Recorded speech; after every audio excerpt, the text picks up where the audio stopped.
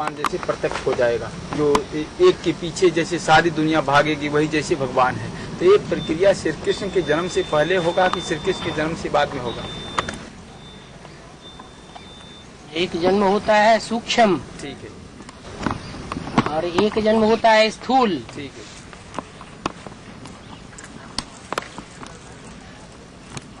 Foundation कहाँ से पड़ता है? सूक्ष्म से। तो काम चालू है या नहीं चालू है? काम तो बाबा चालू है। तो बस ऐसे ही है बाबा। ये जैसे ब्रह्मा बाबा का जैसे जन्म हो जाएगा तो सूक्ष्म उतन का मुखिया तो वो है। ब्रह्मा का तो जन्म हो चुका। नहीं, ब्रह्मा बाबा का। हाँ, ब्रह्मा बाबा का जन्म और मृत्यु दोनों हो गई। स्थूल में ब्रह्मा की आत्मा, कृष्ण का जन्म स्थूल में, अभी तो सूक्ष्म में हुआ है। स्थूल में ब्रह्मा का जन्म स्थूल सूक्ष्म में हुआ है। कृष्ण के जन्म, कृष्ण की आत्मा का जन्म सूक्ष्म में हुआ है। तो जैसे कृष्ण का जब से जन्म जैसे हो जाएगा तो सूक्ष्म वतन समाप्त हो जाएगा। सूक्ष्म वतन 40 वर्ष के लिए रचते हैं। ठीक है। बेसिक नॉलेज वालों के लिए भी 40 वर्ष के लिए रचा था। वो 40 वर्ष कब पूरे हो गए? 76 में जो एडवांस में पहली बार आया उसके लिए सूक्ष्म वतन कोई महत्व का नहीं रहा। ऐसे ही अंतिम संगम युग के जो 40 वर्ष हैं उनमें भी सूक्ष्म वतन है, और दुनिया में ताबड़तोड़ विनाश होगा। 2 प्रकार का, एक महाभारी महाभारत गृह युद्ध और दूसरा आत्मिक विनाश।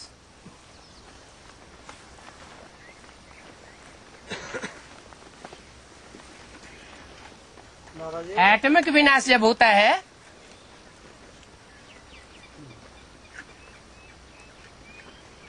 तो सारी पृथ्वी का बैलेंस डोल जाता है। एटमिक आखिरी विनाश में, उससे पहले एक एक करके शहर नेस्त नाबूद होते रहेंगे धीरे धीरे, ताकि लोगों की आंखें खुलती जाएं कि साइंस का अंजाम क्या है। जो मनुष्य की बनाई हुई साइंस है, और साइलेंस का अंजाम क्या है, जो भगवान साइलेंस आकर के स्थापन करता है। तो अंतिम 40 वर्षों में जो एटमिक धमाके होने से भूकंप आएंगे और माया की पंप एंड शो की बनाई हुई ये दुनियावी नगरी, बहुमंजिला इमारतें ताश के पत्तों की तरह उड़ेंगी, तो ढेर के ढेर मनुष्य अपना शरीर अचानक छोड़ेंगे। अचानक मौत होने वालों को सूक्ष्म शरीर मिलता है। ये सब भूत प्रेत वाली योनियां हैं, जानवरियत के स्वभाव वाले हैं, जो भगवान की आवाज को सुनते हुए नहीं सुनते हैं। वो सब सूक्ष्म वतन में रहेंगे। कितने वर्ष? अंतिम 40 वर्ष में। और सूक्ष्म वतन में वो आत्माएं तब तक इकट्ठी होंगी जब तक कि 500-700 करोड़ मनुष्य आत्माएं अपना शरीर न छोड़ दें। फिर सब एक साथ सुप्रीम एबोर्ड में जाएंगे, जिसे मुसलमान लोग कहते हैं अर्श। खुदा अर्श में रहता है, फर्श में नहीं। अंग्रेज लोग उसे कहते हैं सुप्रीम एबोर्ड, सोल वर्ड। हिंदुओं में उसे कहते हैं परम धाम, ब्रह्मलोक, आत्मलोक। अभी फिर भी कुछ आत्माएं आत्माओं के लोक से आ रही हैं। ढेर की ढेर आत्माएं उतर रही हैं। दुनिया की आबादी तेजी से बढ़ रही है। नहीं तो 2500 वर्ष की हिस्ट्री देख ली जाए, दुनिया में मनुष्यों की आबादी बढ़ी है या कभी घटी है? सदैव बढ़ती रही। आखिर ये आत्माएं कहाँ से आती हैं? ये वही आत्मलोक है, सोल वर्ल्ड है, सुप्रीम एबोर्ड है, परम धाम है, अर्श है, जहाँ से आत्माएं लगातार इस सृष्टि पर आ रही है। बिंदु बिंदु आत्माएं, ज्योति बिंदु आत्माएं, स्टार रूप आत्माएं। और दुनिया की आबादी बढ़ती जा रही है। आखिर इसकी भी कोई इंतहा होगी, अति होगी और अंत हो जाएगा। ज्यादा से ज्यादा 500-700 करोड़ मनुष्य आत्माएं हैं। उनमें 500 करोड़ ऐसी हैं जो मनुष्य की औलाद के हैं, मन को चलाने वाले, मनन चिंतन मंथन करने वाले। मनु की औलाद मनुष्य है। और बाकी 200 करोड़ ऐसी है जो मन का उपयोग ही नहीं करती। कीड़े मकोड़े जैसे आएंगे, एक जन्म लेंगे और शरीर छोड़ करके वापस चले जाएंगे।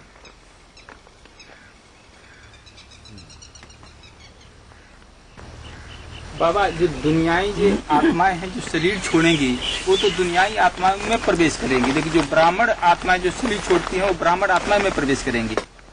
सारी दुनिया को ब्राह्मण बनना पड़े, ब्रह्मा की औलाद। आज के ब्राह्मण ब्रह्मा की औलाद नहीं है। जो भी दुनिया की 500-700 करोड़ मनुष्य आत्माएं हैं, उन सबको ब्रह्मा की औलाद, ब्रह्मा कुमार कुमारी बनना पड़ेगा। ये हो सकता है कि 9वीं कुरी के लास्ट कोटि के ब्राह्मण बने, लास्ट कैटेगरी के ब्राह्मण बनेंगे तो कलयुग के अंत में जो ये दयानंद सरस्वती आते हैं और आर्य समाज स्थापन करते हैं। जो आर्य समाजी आज गद्दी पे बैठे हुए हैं, लास्ट धर्म होगा तो राजाई भी लास्ट में पावेगा या पहले पावेगा? लास्ट में पावेगा। इस्लामी बहुत पुराने हैं तो उनकी राजाई की हिस्ट्री भी बहुत पुरानी है। क्रिश्चियंस इब्राहिम के 500 साल के बाद आए तो उनकी राजाई भी बाद में शुरू होती है।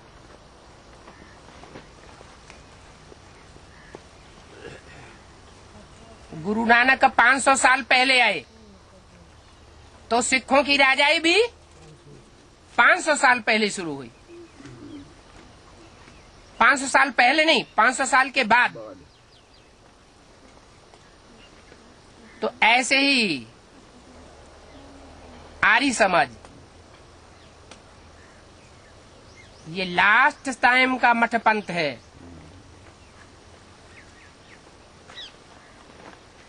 और इनके फॉलोअर्स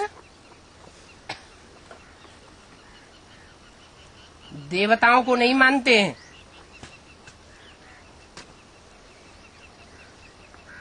देवता धर्म को नहीं मानते।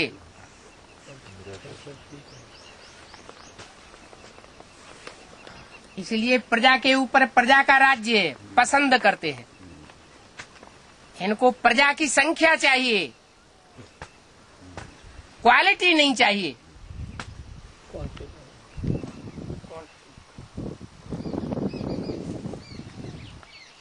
घर में बच्चा पैदा हो एक शेर जैसा वो अच्छा, या 20 गीदड़ जैसे पैदा हो जाए वो अच्छा? इनकी मेंटेलिटी ऐसी रही। कोई भी धर्म का हो, कोई धर्म को फॉलो करने वाला रहा हो, हम उसे कन्वर्ट करके हिंदू बना लेंगे, हिंदू धर्म में आ सकता है। तो जो भी दूसरे धर्म से कन्वर्ट होकर के आएंगे वो अपने धर्म के पक्के आएंगे या कच्ची आत्माएं आएंगी? जो जन्म जन्मांतर दूसरे धर्मों में कन्वर्ट होती रही हैं आत्माएं, वो ही कन्वर्ट होने वाली आत्माएं, उन्हें किसी धर्म पर विश्वास नहीं होता, श्रद्धा नहीं होती। वो आत्माएं सहज ही उनको मौका मिल जाता है हिंदू बनने का। नहीं तो हिस्ट्री में कभी भी ऐसा नहीं हुआ कि हिंदुओं ने दूसरे धर्म वालों को अपने धर्म में स्वीकार कर लिया हो।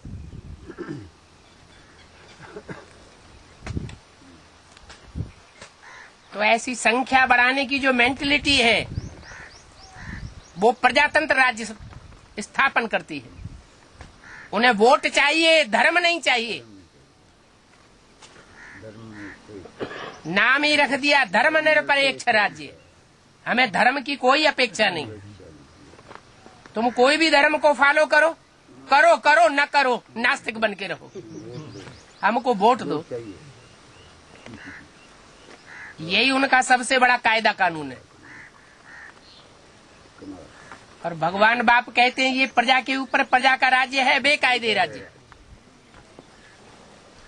ये मायावी पंप एंड शो दुनिया में जब से फैलता है 100-200 साल के अंदर से, इससे पहले प्रजा के ऊपर प्रजा का राज्य नहीं था।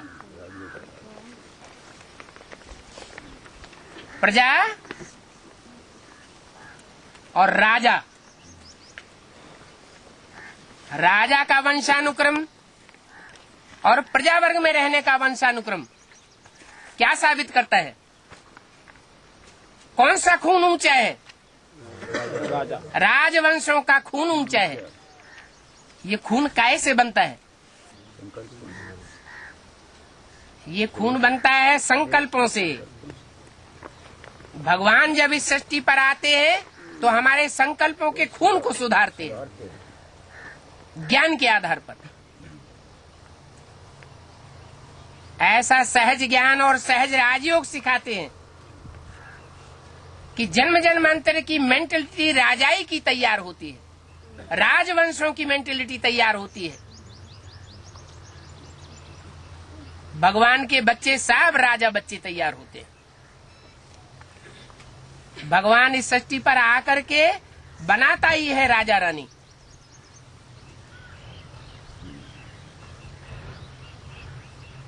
नहीं तो जन्म जन्मांतर हिस्ट्री में जो छोटे बड़े राजाएं हुए, इनको किसने पढ़ाई? कोई मनुष्य ने पढ़ाई क्या? भगवान ही आकर के अभी पढ़ाई पढ़ाता है, पढ़ा रहा है। और भगवान विनाश के साथ ज्ञान भी खत्म होता है। तो ये कैसे होता है अचानक, या ये प्रक्रिया कैसे हो जाएगी? एक होता है छोटा विनाश और एक होता है बड़ा विनाश। छोटा विनाश लंबे समय तक चलता है। महाभारत युद्ध गाया हुआ है भारतवर्ष में। आज से 5000 साल पहले भी हुआ था। और ये 5000 साल में 2500 साल की हिस्ट्री मिल रही है। और उससे पहले के 2500 साल की कोई हिस्ट्री नहीं है। जिसकी हिस्ट्री मनुष्य के पास नहीं है, वही देवी देवता सनातन धर्म भारत में था। दूसरे धर्मखंड थे ही नहीं। ये अमेरिका 500 साल पहले ईजाद हुई।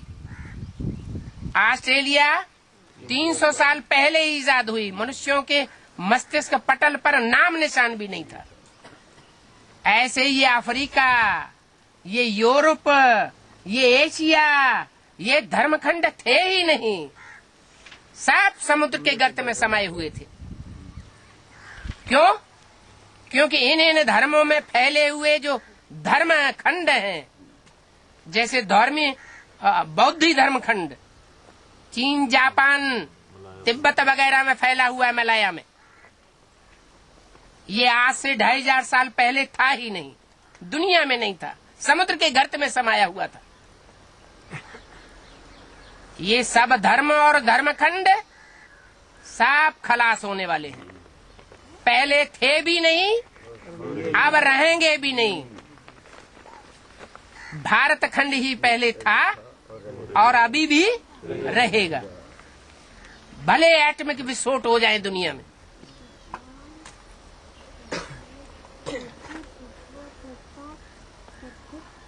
और भगवान का बाबा संधि विच्छेद में अर्थ बताइए।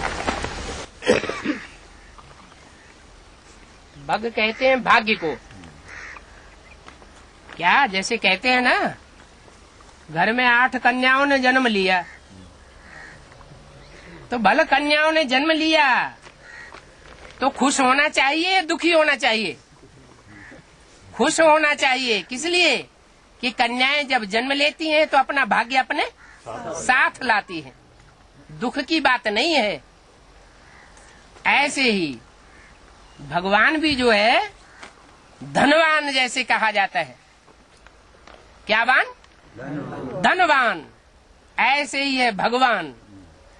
भगवान जिस तन में इस संसार में प्रत्यक्ष होता है मुकर्रर रूप से, वो तनधारी ही शास्त्रों में भाग्यशाली रथ के रूप में गाया हुआ है। कहते हैं भागीरथ ने तपस्या की तो ज्ञान गंगा इस सृष्टि पर लाई। अब ज्ञान माना जानकारी, सच्ची जानकारी भगवान के सिवाय कोई दे सकता है क्या? तो ज्ञान गंगा नहीं लाई, एक तरह से भगवान को इस सृष्टि पर लाया। नहीं तो सारी दुनिया अज्ञान अंधकार में फैली हुई है, डूबी हुई है। और बाबा प्रदर्शनी में दिखाया है कृष्ण और राधे को पीपल के पत्ते पर दिखाया गया है। सतयुग का पहला। राधे को नहीं पीपल के पत्ते पर दिखाया है, सिर्फ कृष्ण को ही पीपल के पत्ते पर दिखाया है शास्त्रों में। हाँ। बाबा ऐसे 2 पत्ते दिखाया गया, 2 पत्ते पर दिखाया है, राधा और कृष्ण का, दोनों का बीके में दिखाया बाबा। हाँ। जो बीके में ब्रह्मा कुमारियों में जो चित्र है वो शास्त्रों में चित्र नहीं है। तो बाबा वो पीपल, भाई एक हमसे पूछे कि ये पीपल का ही पत्ता क्यों, आम का पत्ता पर क्यों नहीं दिखाया गया? कहते हैं पीपल पात सरिस मन डोला। जो मन है वो पीपल के पत्ते की तरह डोलायमान होता है। जो भी वृक्ष के पत्ते होते हैं उन सब वृक्षों में एक वृक्ष है जिसका पत्ता थोड़ा सा हवा का झोंका आएगा और जोर से हिलेगा, तो वो पत्ता मनुष्य सृष्टि रूपी वृक्ष का वो पत्ता है। ऐसा पत्ता है जो थोड़ा सा माया का झोंका आता है और जोर से हिलता है। ये मनुष्य सृष्टि रूपी वृक्ष है। इस वृक्ष के 500-700 करोड़ पत्ते हैं। कितने मनुष्य हैं? 500-700 करोड़ मनुष्य हैं इस दुनिया में। उन 500-700 करोड़ पत्तों में से एक पत्ता पीपल के पत्ते की मानिंद है। वो पीपल के पत्ते को शास्त्रों में नवैया के रूप में दिखाया है। पीपल के पत्ते की नाव है और संसार सागर में पड़ी हुई है। संसार सागर माने विषय सागर। विषय विकारों का सागर इस दुनिया में हिलोरे ले रहा है। काम, क्रोध, लोभ, मोह, अहंकार अच्छी तरह से भरे हुए। ऐसे हिलोरे मारते हुए सागर में वो 500 करोड़ पत्तों में से एक पत्ता है पीपल का पत्ता। उसकी मिसाल दी गई है। ऐसा पत्ता है कि थोड़ा सा माया का झोंका आता है और जोर से हिलता है। और भगवान बाप उस पत्ते के बारे में क्या कहते हैं? नैया हिलेगी डुलेगी लेकिन डूबेगी नहीं। क्या कारण है, क्यों नहीं डूबेगी? है लोग तो देखते, अरे पीपल के पत्ते की तरह इतनी हल्की नाव, थोड़ा सा झोंका आता है इतना जोर से डोलती है, क्या क्या क्या कर्म कर बैठती है। ये शरीर रूपी नैया ये क्या क्या काम करती है। ये नहीं बचेगी, ये डूबेगी, मृत्यु को प्राप्त होगी, अनिश्चय बुद्धि विनश्यन्ते को प्राप्त होगी। लेकिन भगवान बाप क्या कहते हैं? ये नैया हिलेगी डुलेगी लेकिन डूबेगी नहीं। क्यों? क्योंकि इस नैया को स्थापन करने वाला भगवान बाप है। वो भगवान बाप इस नवैया का खिवैया है। उस पीपल के पत्ते की नवैया में कृष्ण वाली आत्मा बिठैया है, इसलिए नहीं डूबेगी। वो कृष्ण वाली आत्मा सतयुग का पहला पत्ता है, इस षष्टि रूपी वृक्ष का पहला पत्ता है। अगर वो ही डूब जाएगा तो फिर सारा ड्रामा ही बेकार हो जाएगा। वो पत्ता है पीपल का।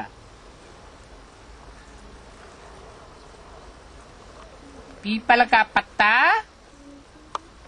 जोर से डोलायमान होता है। किसकी यादगार हुई?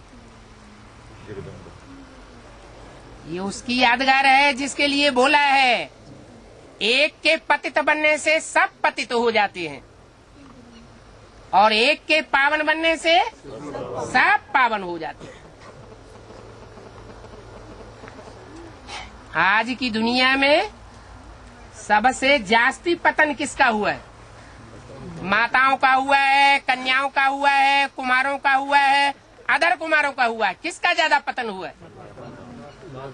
माताओं का सबसे जास्ती पतन हुआ है। और इस दुनिया के रंगमंच पर बड़े ते बड़ी माता कौन है? उसकी मंदिरों में पूजा होती है, कहते हैं जगदम्बा, सारे जगत की अम्बा। और उसका कुल का क्या हाल है? हम जिन्स का। सारी माताएं आज दुनिया में दुखी हैं। विदेशी माताएं वो तो दूसरा खसम बना लेती है फटाक से। लेकिन भारत में मर्यादा है। भारत की माताएं क्या मर्यादा है?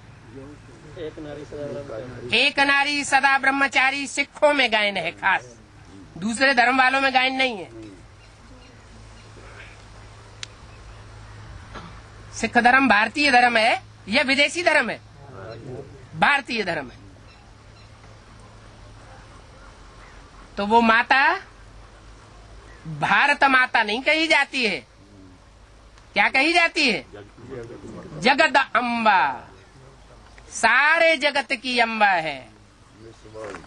और क्रिश्चियंस की भी अम्बा है, मुसलमानों की भी अम्बा है, बौद्धियों की भी अम्बा है, सन्यासियों की भी अम्बा है। सारी दुनिया को अपनी गोद में पालने वाली है। उसका दूसरा नाम ब्रह्मा दिया है। ब्रह्मा ने बड़ी और माँ माने माँ। दुनिया की बड़ी ते बड़ी माँ। माँ क्या करती है? कौन सा विशेष गुण होता है माँ में? सहनशीलता का।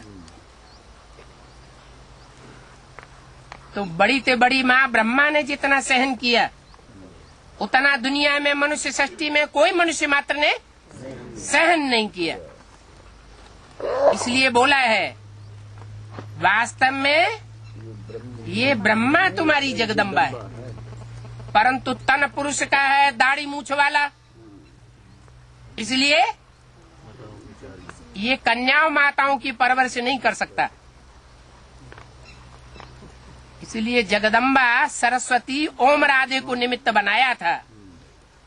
माने ओम राधे भी डुप्लीकेट थी, असली कोई और है। वो कौन है? जब ब्रह्मा 100 वर्ष की आयु में खलास हो जाता है मृत्युलोक में, तो कोई स्त्री चोले में प्रवेश करता है, माता में, और जिस माता में प्रवेश करता है वो संसार में जगदम्बा के रूप में पूजी जाती है। ब्रह्मा की पूजा नहीं होती, ब्रह्मा के मंदिर नहीं बनते, लेकिन जगदम्बा के मंदिर बनते हैं, पूजा होती है।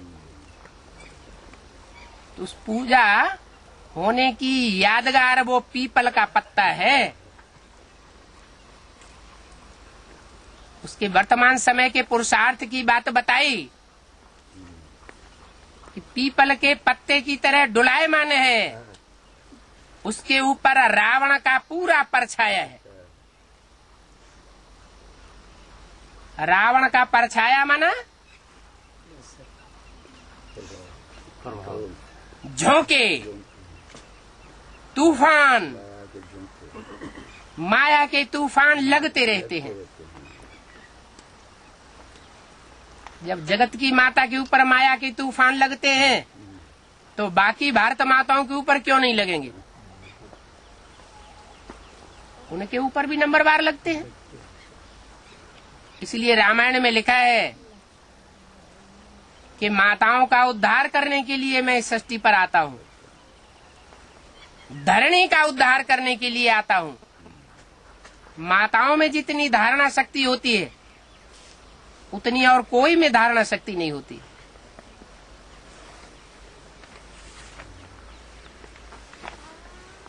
धर्म की धारणा माताएं ही करती हैं। इसलिए माताओं के हाथ में कलश दिखाया है। क्या? ज्ञान बांटने के लिए और ज्ञान धारण करने के लिए। किसके हाथ में कलश दिखाया है? माताओं के हाथ में कलश दिखाया है। एक हाथ कलश धारण करता है और दूसरा हाथ कलश में से ज्ञान को बांटता है।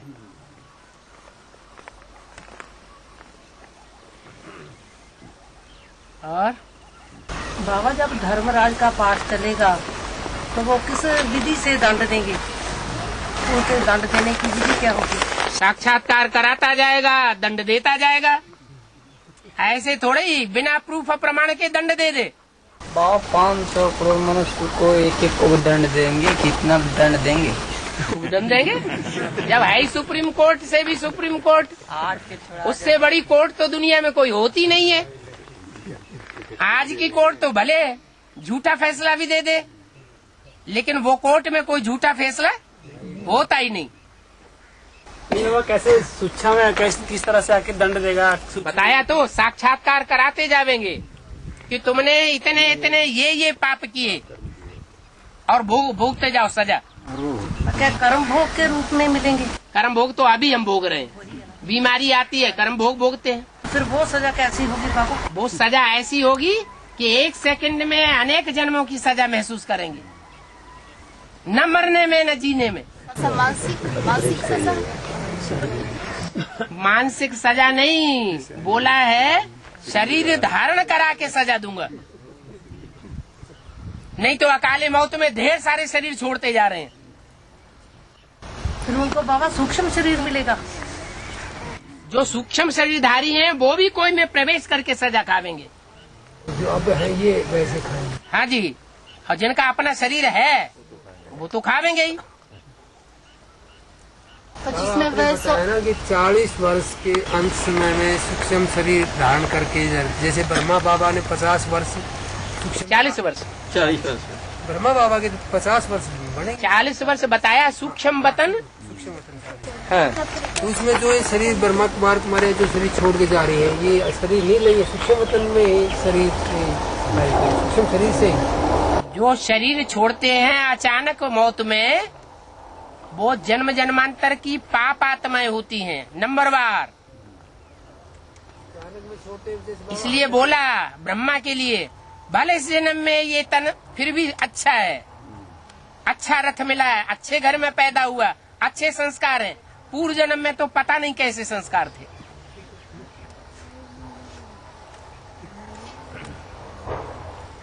जैसे हार्ट अटैक होके मरते हैं, ये भी तो अचानक ही। ये अचानक मौत है।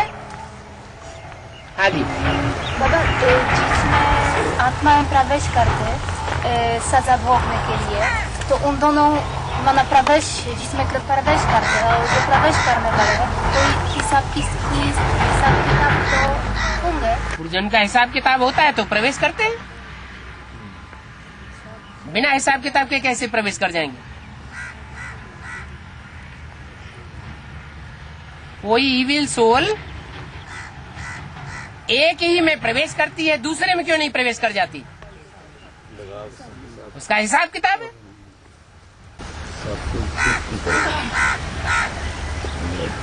बाबा कहते हैं माया मन बुद्धि से सबसे पहले सरेंडर होगी, तो क्या इसी शरीर के द्वारा ही होगी? सरेंडर सर अंडर, सर ही नहीं होगा तो अंडर क्या होगा? सर माने बुद्धि, मन बुद्धि अर्पण कर देना, जैसे चलाओ वैसे चलेंगे, तो उसको कहा जाता है सरेंडर। अब उसको खोपड़ा ही नहीं होगा तो क्या सरेंडर होगी? बाबा बीके में तो कहते हैं दादी तो इतनी बीमार है, वो तो अभी लगता है अभी बचेगी नहीं। हाँ? तुम्हारे बाबा तो बोलते हैं भी ये मन बुद्धि से सबसे पहले सरेंडर होंगे, तो फिर कैसे होंगे अगर इन्होंने शरीर ही छोड़ दिया? उनसे कहो कि ये दादी जिनको तुम कहते हो, ये जड़ है या बीज है या पत्ता है या तना है? इसका पार्ट क्या है? इस संसार रूपी वृक्ष में ये कौन सा पार्टधारी आत्मा है? ये जड़ का पार्ट बजाने वाली है या बीज का पार्ट बजाने वाली है या तने का पार्ट बजाने वाली है या टहनियों का पार्ट बजाने वाली है, फूल का पार्ट बजाने वाली है या फलों का पार्ट बजाने वाली? कौन सा पार्ट इस समय बजाए रही है? वो तो अष्टतनाओं में कहते हैं ये। वो अभी छोड़ो, वो वृक्ष में कौन सा पार्ट है उसका? बाबा ने जो साक्षात्कारों से चित्र बनवाया था, उस चित्र में उनको कहाँ बैठाया गया है? तो जड़ का पार्ट हुआ ना। तो जड़ पहले होती है या बीज पहले होता है? ये वैरायटी धर्मों का झाड़ है ना, एक धर्म का तो नहीं है। तो वैरायटी धर्मों का जो झाड़ है, इसमें सूर्यवंशी, चंद्रवंशी, इस्लामी, बौद्धी, क्रिश्चियन सब है। उनमें वो कौन से धर्म की जड़ साबित हो रही है? वो नहीं मानेंगे। आप बतावेंगे तो भी वो मानने वाले नहीं, वो सिर्फ इतना कह रहे हैं। वो तो अष्टरत्न में बताते हैं। वो सिर्फ इतना कह रहे हैं कि दादी तो शरीर छोड़ने वाली है। अरे जब जड़ के रूप में है तो जड़ तो कमजोर चीज है या बीज कमजोर होता है? जड़ कमजोर चीज है, उसमें जड़ में ताकत उतनी नहीं होती है, बीज में ज्यादा ताकत होती है। तो उस जड़ का भी कोई बीज होगा, वो बीज की बात है।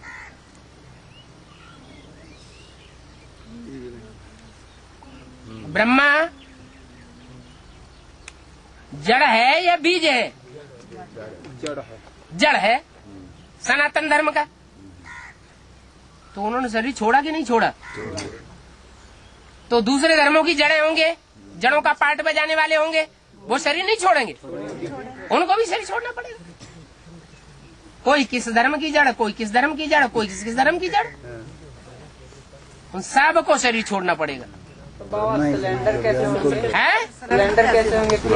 अरे वो जड़ों की बात है या बीजों की बात है? बीज सरेंडर होंगे या जड़ें सरेंडर होंगी? हैं? दूसरे धर्म के जो हैं, दूसरे धर्म में जो कन्वर्ट होने वाले हैं, वो सरेंडर होके रह सकेंगे अंत तक? हैं? नहीं। तो बीजों की बात है। उनका भी जो बीज होगा वो सरेंडर होगा। बाबा तो शरीर छोड़ देगी तो उसी बीज में तो प्रवेश करेगी। हाँ, तो दोनों कर देंगे। बीज तो फिर बाबा एडवांस में ही होगा। बीज तो जरूर एडवांस में ही होगा। एडवांस ज्यादा तीखा होता है या बेसिक ज्यादा तीखा होता है? एडवांस ज्यादा तीखा होता है। बाबा भक्ति मार्ग में दो बार नवरात्रे मनाए जाते हैं, इसका बेहद में क्या अर्थ? अरे एक बेसिक में और एक एडवांस में। ये देवियां नहीं होती हैं क्या? और बाबा श्रीनाथ और जगन्नाथ का माताओं को भी बोलने दो। हाँ हाँ जी। शंकर विष पीते पीते एकदम नीचे गिर जाता है। हाँ। पॉइंट का क्लैरिफिकेशन थोड़ा।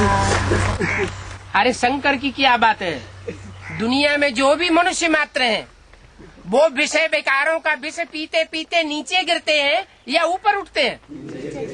सबकी वही हालत होती है। अकेले शंकर की गला क्यों पकड़ा हुआ है? कोई बेचारा ज्यादा पाप करता है क्या?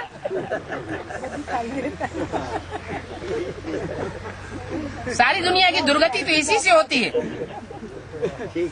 आज से 500 साल पहले जो बीज रूप आत्माएं थीं, उनके जो शरीर होते थे महाराणा प्रताप जैसे, उनकी जो तलवार म्यूजियम में रखी हुई है, हम उठा भी नहीं सकते। और हमारे देखो गाल चुपुट्टी होते जा रहे हैं, आंखें अंदर घुसी चली जा रही, चश्मा लग गया, दांत उखड़ रहे हैं। तो 500 साल पहले ये आत्मा रूपी बीज पावरफुल थे, और ये सृष्टि तो 5000 साल पुरानी है।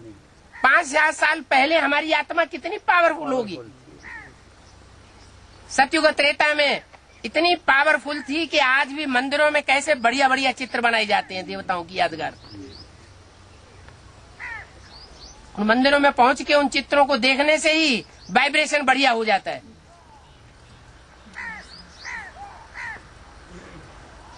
और हाँ जी, और थोड़ा सा रुको, ये एक भाई यहाँ कुछ बोल रहा है। श्रीनाथ और जगन्नाथ का अर्थ है। बद्रीनाथ, श्रीनाथ जगन्नाथ। श्रीनाथ जो है वो पश्चिम में है। श्रीनाथ दरबार पश्चिम में है, पश्चिमी सभ्यता का प्रतीक। और जगन्नाथ दरबार पूरब में है, पूर्वीय सभ्यता का प्रतीक। पूर्वीय सभ्यता ये कहती है कि रोटी टुक्कड़ खाओ जिंदा रहने के लिए। क्या? रोटी टुक्कड़ खाओ और पुरुषार्थ करो, हरि के गुण गाओ, और बाकी जितना भी तुम्हारे पास है वो सब ईश्वरीय सेवा में लगाओ। गरीब गुनियों के सेवा में बांट दो। इसलिए जगन्नाथ भंडारे में मुफ्त का भोजन खिलाया जाता है। क्या? और श्रीनाथ भंडारे में जो भी भोग लगता है उसके पैसे लिए जाते हैं, और वो भोग भी असली घी का लगाया जाता है। श्रीनाथ दरबारे में 36 प्रकार का भोग होता है। उसकी यादगार आज ब्रह्मा कुमारियों में जाके देख लो। बढ़िया से बढ़िया भकभके कपड़े, बढ़िया से बढ़िया लकलका बढ़िया वाला मकान, सोफा सेट वाला, और बढ़िया से बढ़िया भोजन। ये किसकी स्थापना है? श्रीनाथ की स्थापना है। दादा लेखराज जो कृष्ण की सोल है, उसने जो काम किया है उनके फॉलोअर्स उसी को फॉलो कर रहे हैं। पश्चिमी सभ्यता को उन्होंने फॉलो किया। इस बात पे झगड़ा हुआ था यज्ञ के याद में, ये कुत्ते को तुमने क्यों पाला हुआ है, ये झगड़ा हुआ था। क्रिश्चियन क्या पालते हैं? कुत्ते पालते हैं। तो क्रिश्चियन और क्राइस्ट की और कृष्ण की राशि मिलाई जाती है। कृष्ण की आत्मा और क्राइस्ट की आत्मा, क्रिश्चियन की आत्मा और कृष्ण को फॉलो करने वालों की आत्मा, वो कुत्तों को ज्यादा पसंद करती है। और रामवाली आत्मा कुत्तों की दुनिया ही खलास कर देती। व्यभिचार की दुनिया खलास हो जाएगी, अब व्यभिचारी दुनिया स्थापन हो जाएगी।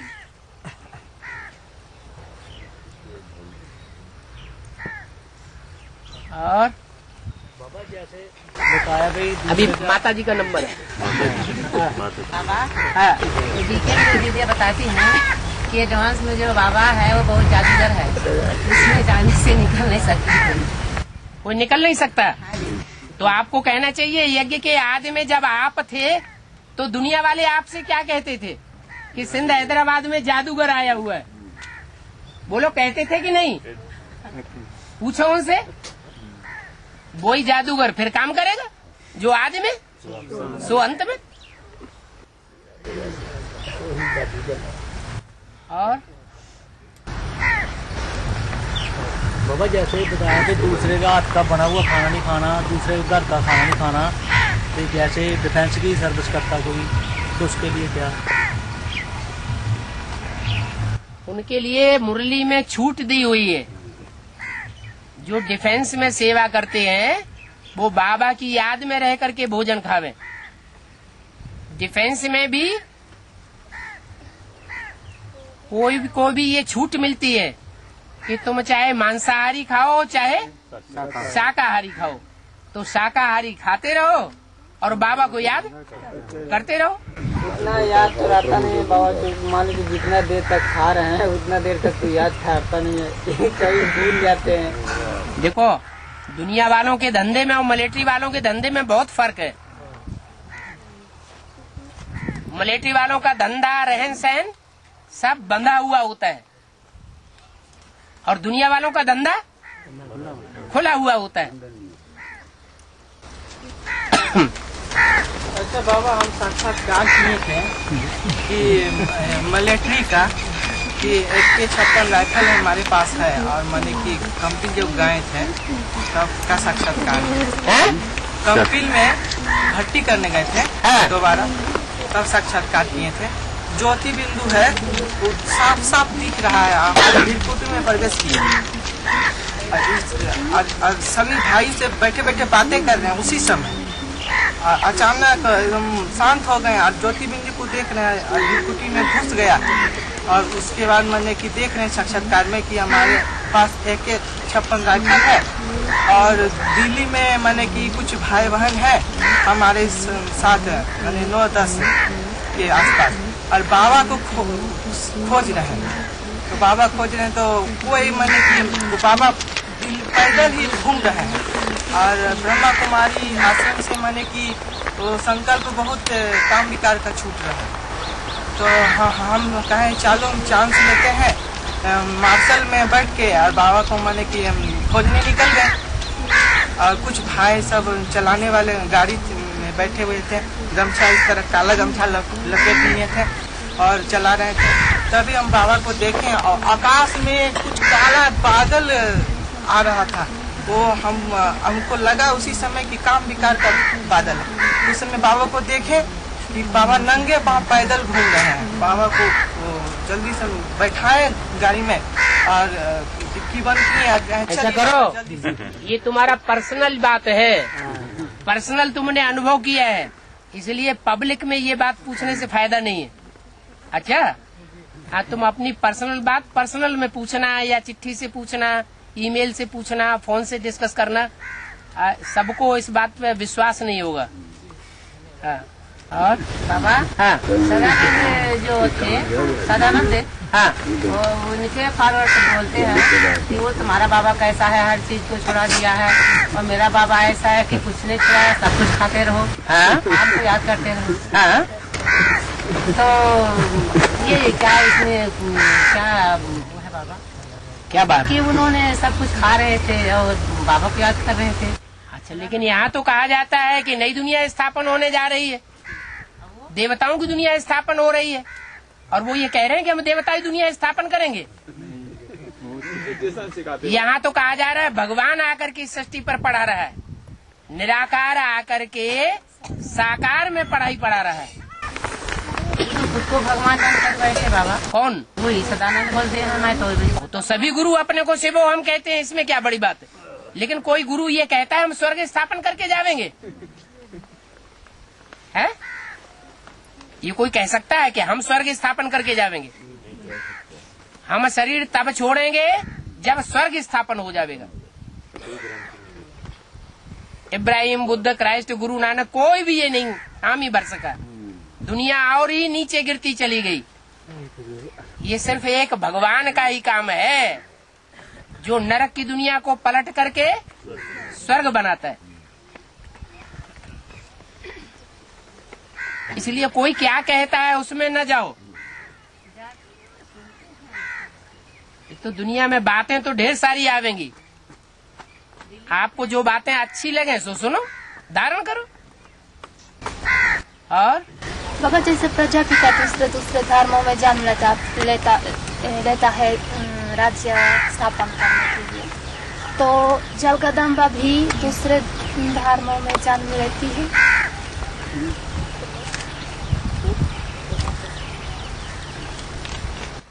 प्रजापिता का पार्ट और जगदम्बा का पार्ट। प्रजापिता सतयुग त्रेता में भी जो पार्ट बजाता है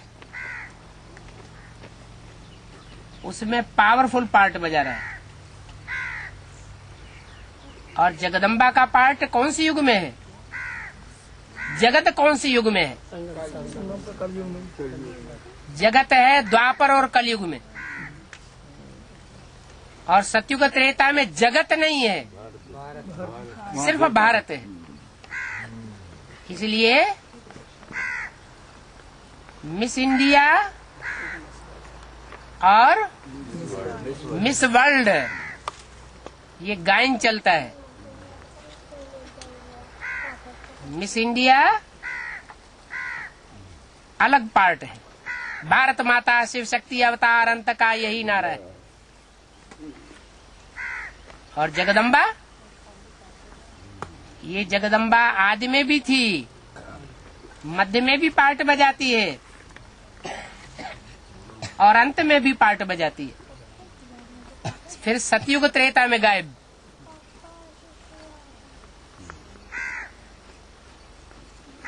जगदम्बा का भी विशेष पार्ट है, लेकिन सदाकाल नहीं, क्योंकि माताएं प्रभावित हो जाती हैं रावण संप्रदाय से। सीता किसके प्रभाव में आ गई? रावण के प्रभाव में आ गई।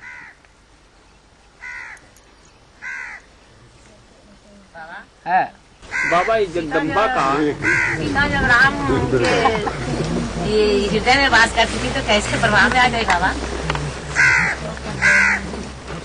सीता के दो रूप दिखाए हैं। रामायण में सीता के दो रूप दिखाए हैं। एक सीता वो है जो असली सीता कही गई है। उसके लिए कहा तुम पावक में करो निवासा, तुम योगाग्नि में निवास करो, तब तक मैं निशाचरों का नाश करता हूँ। उसको अग्नि में बैठाई दिया। और एक दूसरी जड़ तत्व की सीता बनाई, माना जड़त्व बुद्धि वाली, और वो मूर्ति को रावण उठाए ले गया। तो दिल में कौन सी बसी हुई थी? हैं? हाँ जी। तो वो तो रावण को बात नहीं किया, चिड़ रखकर बात किया रावण से। हैं? जो सीता वो भी सोने की थी ना। सोना माने सच्चाई। सच्चाई को रावण कैसे ले गया बाबा? अरे सच्चाई तो है, लेकिन थोड़ा सा भूल हो गई। लीका खींची, उसको पार कर, उस लीका को क्रॉस कर दिया। जो श्रीमत की लीका खींची गई कि इस लीका से बाहर नहीं जाना, उस लीका से बाहर हो गए।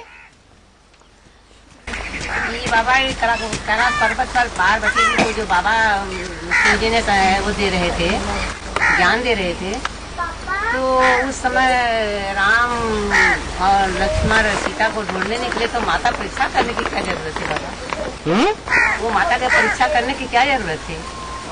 जो राम और लक्ष्मण सीता को ढूंढने निकले, तो ये माता जो पार्वती थी, उनको परीक्षा करने की क्या जरूरत है? क्या समझेंगे? पार्वती कौन है? हैं? तुम सब पार्वतियां हो। जो पार लगाने वाली सो पार्वती। तो नंबरवार पार्वतियां हैं या एक जैसी है?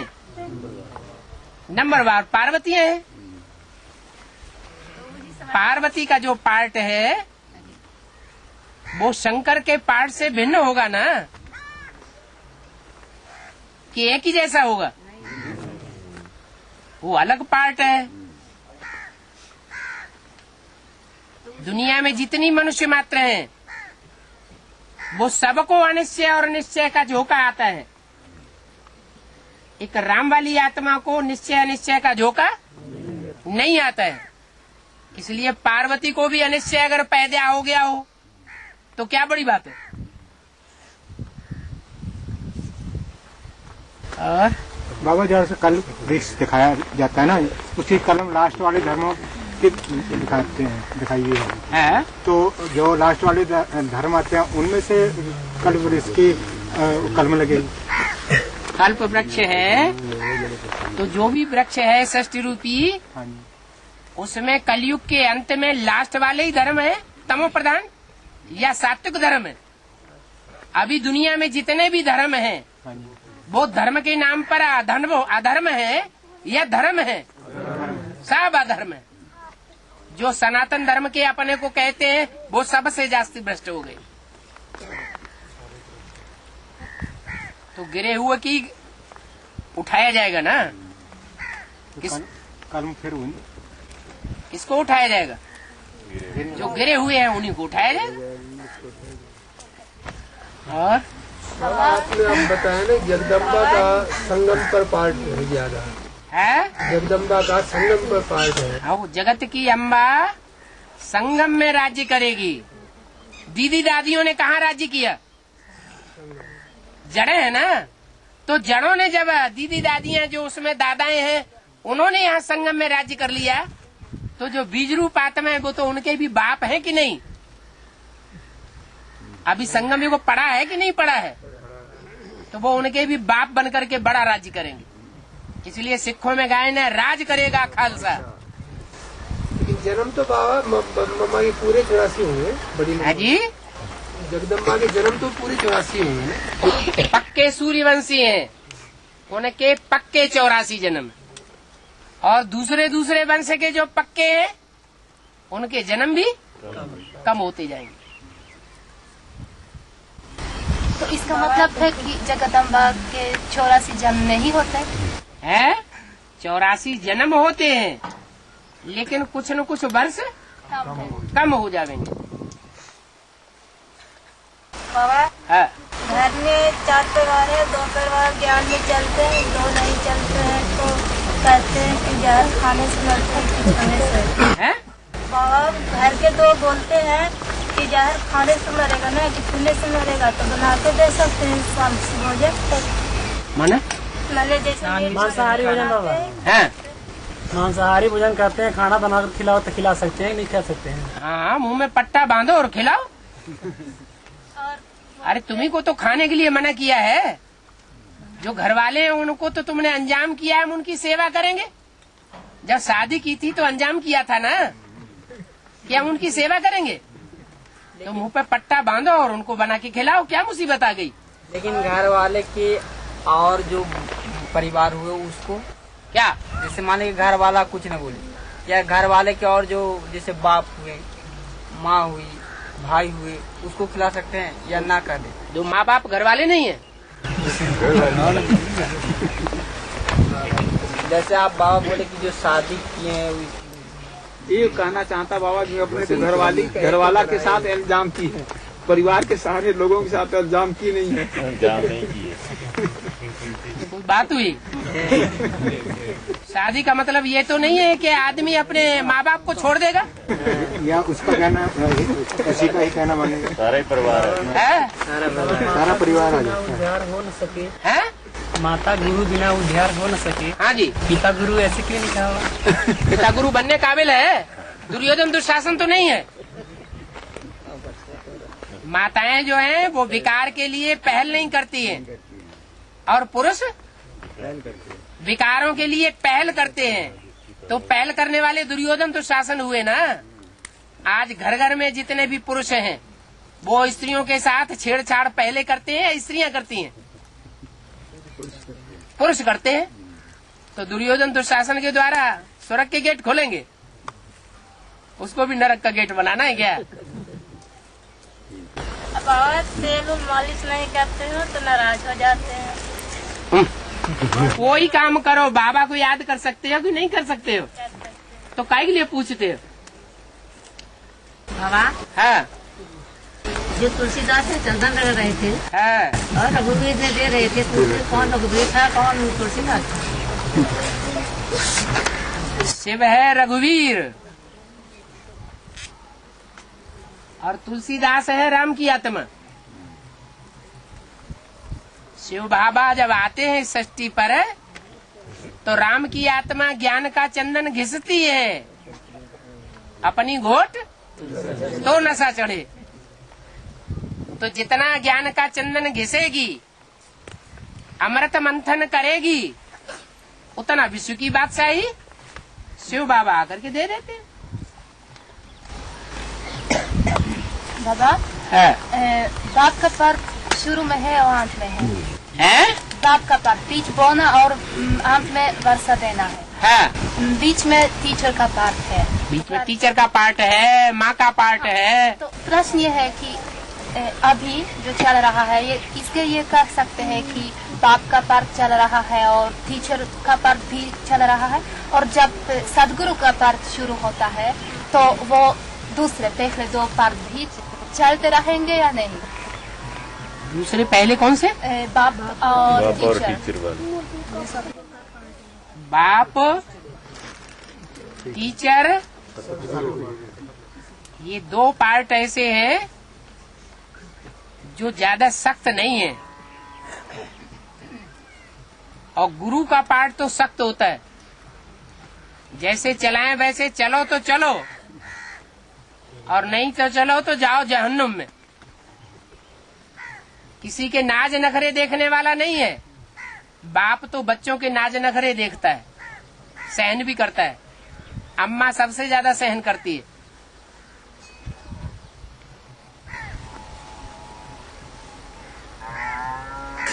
और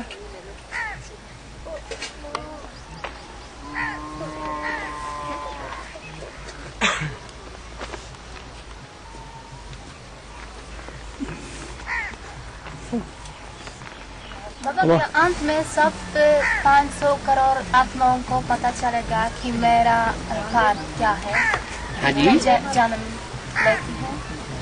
इसीलिए तो बोला है कि वो पार्टधारी क्या, जो अपने एक्ट को ही भूल जाए, अपने पार्ट को भूल जाए, रंगमंच पे जाए हक्का बक्का रह जाए, क्या पार्ट बजाऊं।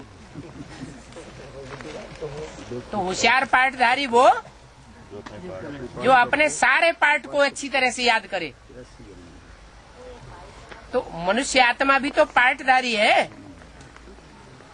लेकिन मनुष्य आत्मा जब अपने पार्ट के स्वरूप को पहचान लेती है तो कोई तो ऐसा जन्म होता होगा जिस जन्म में मनुष्य आत्मा अपने पार्ट को पहचाने।